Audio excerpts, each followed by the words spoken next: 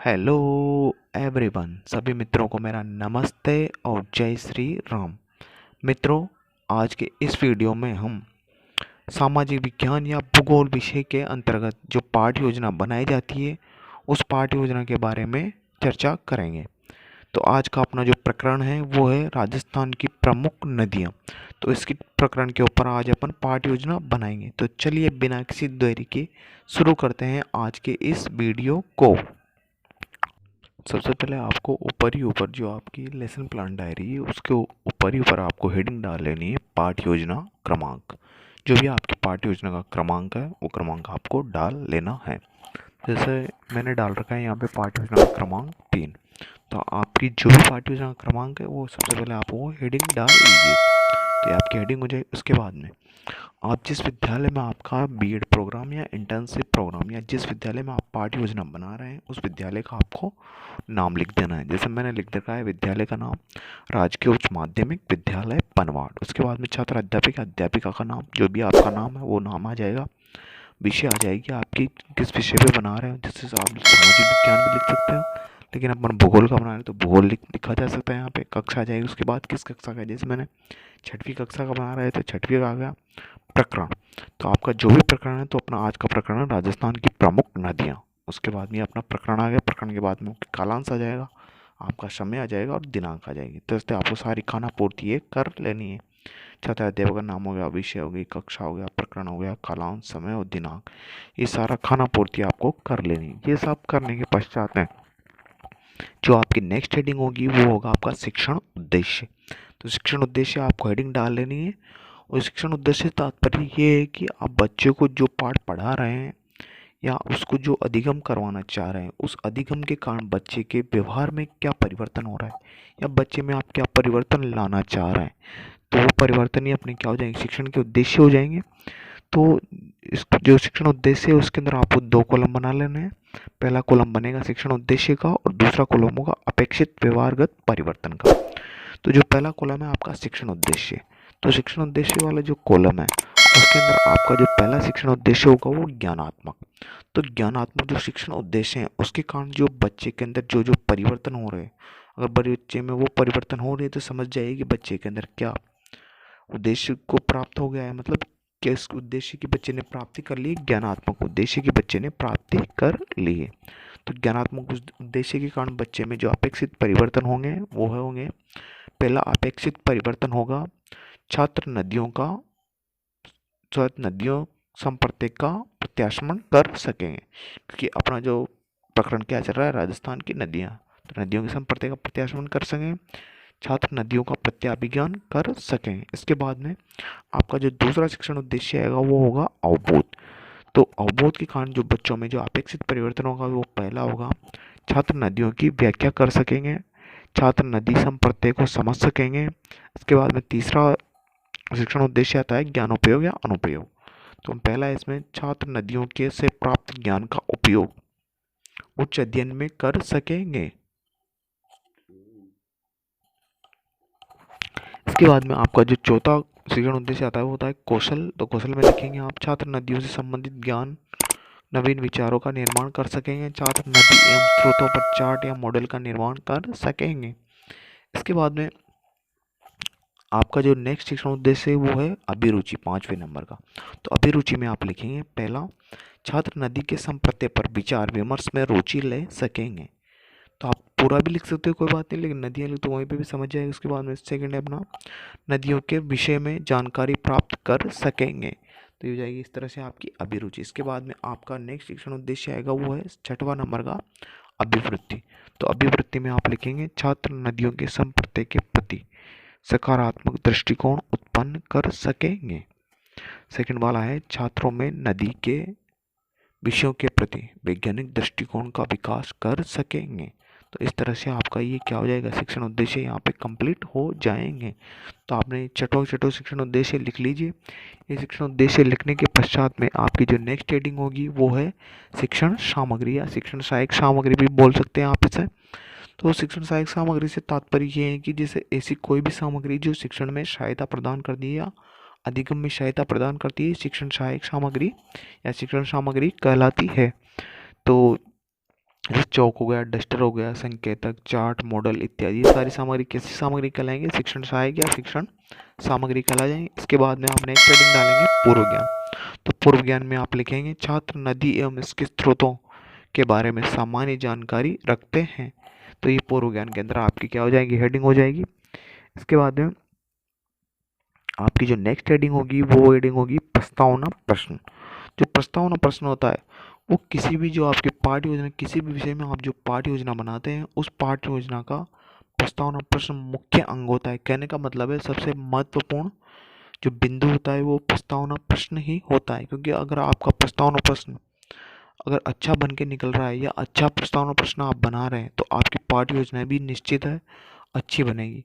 तो सारा जो खेल है वो प्रस्तावना प्रश्न का ही है। मतलब आप जिस प्रकार का प्रस्तावना प्रश्न बनाओगे आपकी पाठ्य योजना उस प्रकार की ही बनेगी। तो जहाँ तक संभावना हो या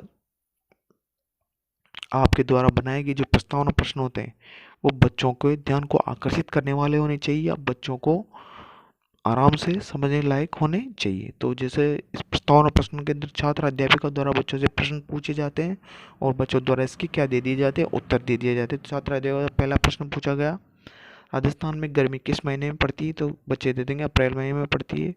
जुलाई से सितंबर के मध्य कौन सी ऋतु रहती है? तो वर्षा ऋतु रहती है। उसके बाद में इस प्रकार से सारे प्रश्न पूछे जाएंगे। तो फिर अंत में पूछा जाएगा राजस्थान की नदियों के बारे में आप क्या समझते हैं?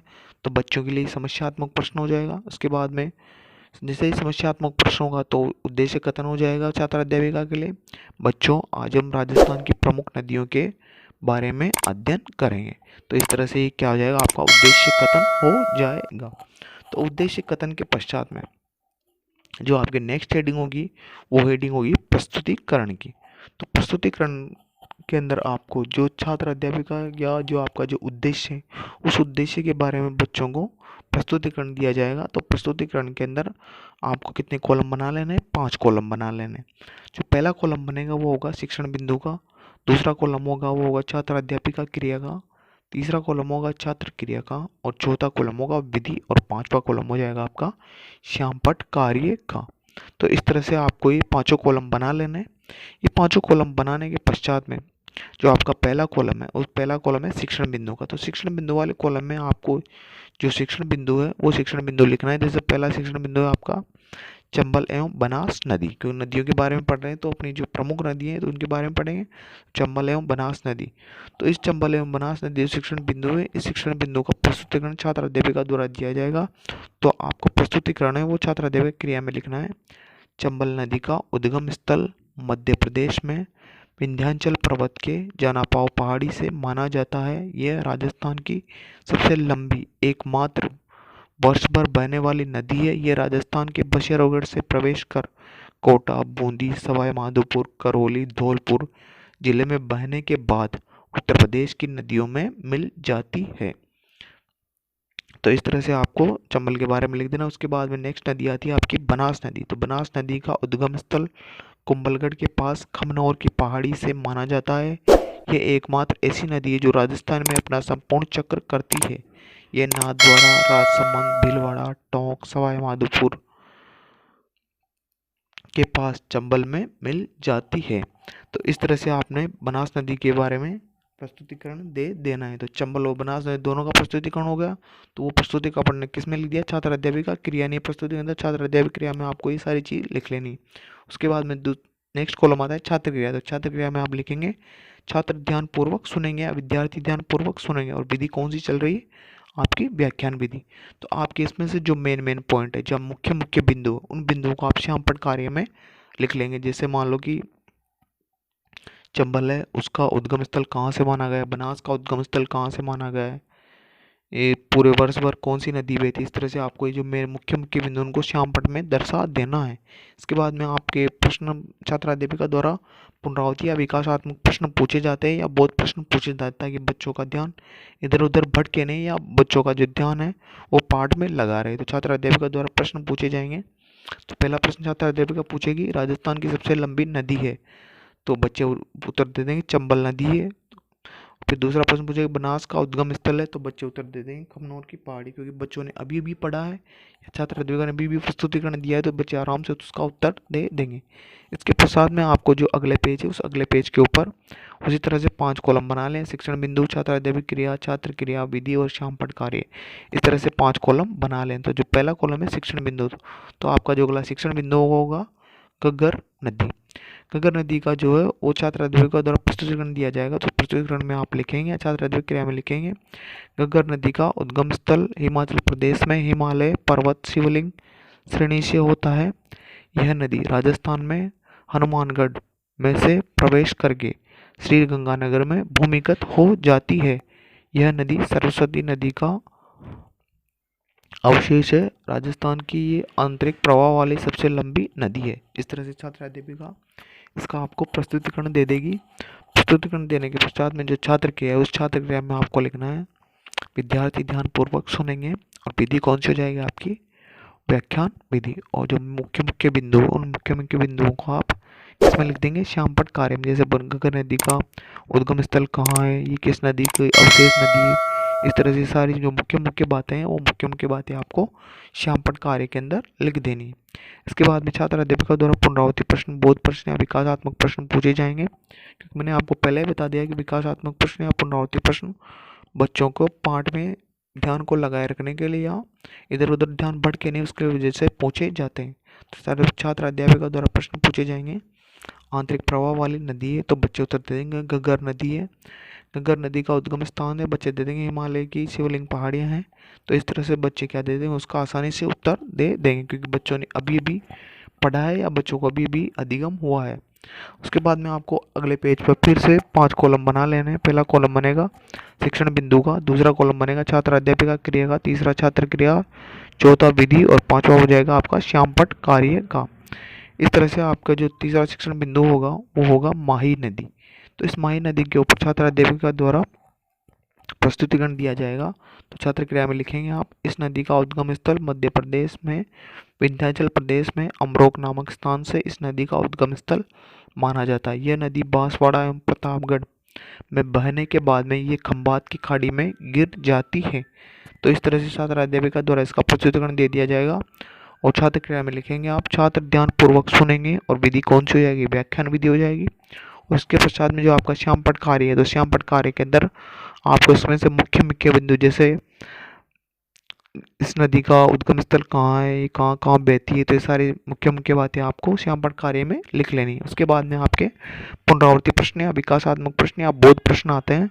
तो उन बोध प्रश्न में से छात्र अध्यापिका द्वारा प्रश्न पूछे जाएंगे। तो पहला प्रश्न पूछेगी छात्र अध्यापिका, या लिखेंगे आप माही नदी अंतिम में कहाँ गिरती है, तो बच्चे दे देंगे खंबात की खाड़ी में गिरती है।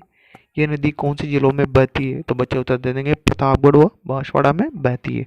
इस तरह से क्योंकि बच्चों ने अभी भी छात्र अध्यापिका द्वारा जो प्रस्तुतिकरण दिया गया है वो प्रस्तुतिकरण सावधानी पूर्वक सुना और लिखा है श्यामपठ कार्य पे, तो ये बच्चों के द्वारा ये बहुत प्रश्न आसानी से उत्तर दे दिए जाएंगे। इसके बाद में आपकी जो नेक्स्ट हेडिंग होगी, इसके बाद में आपकी अगली हेडिंग होगी मूल्यांकन प्रश्न। तो मूल्यांकन प्रश्न से तात्पर्य है कि आपने जो बच्चों को पाठ पढ़ाया या अधिगम करवाया तो बच्चों को कितना का अधिगम हुआ है इसको जांचने के मूल्यांकन प्रश्न पूछे जाते हैं। तो मूल्यांकन प्रश्न के अंदर आप किसी भी प्रकार के प्रश्न बना सकते हैं। तो मूल्यांकन प्रश्न उसके अंदर आपको जैसे अभ्यासद वाले प्रश्न, जिसको मल्टीपल चॉइस वाले क्वेश्चन भी बोलते हैं, लघुतरात्मक क्वेश्चन, अति लघुतरात्मक प्रश्न, मिलान चिन्ह वाले प्रश्न, सत्य सत्य वाले प्रश्न, तो किसी प्रकार के आप प्रश्न बना सकते हैं। तो इस तरह से आपको ये प्रश्न बना लेने हैं। जैसे मैंने पहला लिख दिया है कि सरस्वती नदी का अवशेष है, तो अभ्यासद में जो भी अवशेष है वो बच्चे टिक लगा देंगे। उसके बाद में द्वितीय है टोंक जिले में खालिस्तान नदी बहती है, तो जिस नदी के बारे में बच्चों ने पढ़ा है तो वो भर देंगे। इसमें राजस्थान की सबसे आंतरिक प्रवाह वाली नदी चंबल है, सत्य है तो असत्य है, तो बच्चे जो भी चीज़ है वो सत्य सत्य पर टिक कर देंगे। इसके बाद में आपको जो बच्चों को गृह कार्य देना है, तो गृह कार्य आप बच्चों को इस प्रकार से दीजिए जिस स्तर से आपने बच्चों को पढ़ाया। यदि बच्चों को आपको कठिनाई के स्तर से पढ़ाए तो बच्चों को उस स्तर का गृह कार्य दे दीजिए, ताकि बच्चे आसानी से उस गृह कार्य को करके लेकर आ सके और उनके खाली समय का सदुपयोग कर सके। तो जैसे गृह कार्य के अंदर आप प्रश्न दे सकते हैं, चंबल नदी के बारे में विस्तार पूर्वक बताइए, माही नदी के बारे में विस्तार पूर्वक बताइए, बनास नदी किन किन जिलों से गुजरती है। तो इस तरह से आपको बच्चों को ये गृह कार्य दे देना है ताकि बच्चे आसानी से गृह कार्य कर सकें। मित्रों, अगर आपको वीडियो अच्छा लगा हो तो प्लीज़ वीडियो को लाइक, कमेंट और शेयर ज़रूर करें और चैनल को प्लीज़ सब्सक्राइब ज़रूर करें, क्योंकि सब्सक्राइब करने का कोई पैसा नहीं, ये बिल्कुल फ्री है। तो अगर आपकी कोई भी समस्या हो या किसी भी विषय से रिलेटेड कोई भी समस्या हो तो प्लीज़ कमेंट बॉक्स में अपना कमेंट छोड़ें ताकि हम आपकी समस्या का समाधान कर सकें।